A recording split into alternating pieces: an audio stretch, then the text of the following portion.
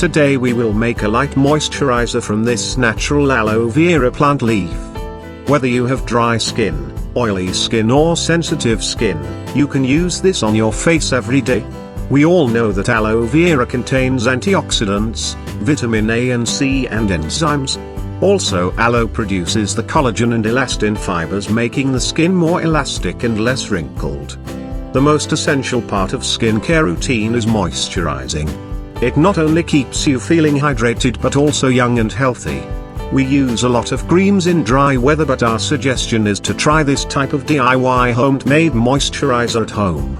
You will get good result within time naturally. Now we will make juice with this pulp with the help of grinder. Like all our remedies, we have made this remedy very easy, so that everyone can use it.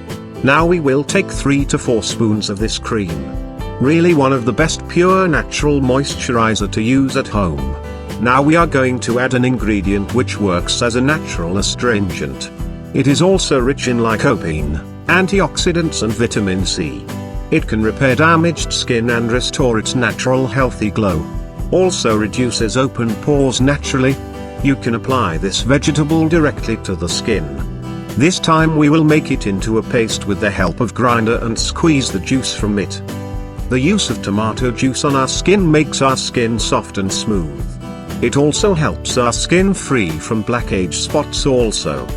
These all natural ingredients you can find in your kitchen. Don't always rush to chemical things to get quick results. Take a look at some of these natural ways. Help you get the best result.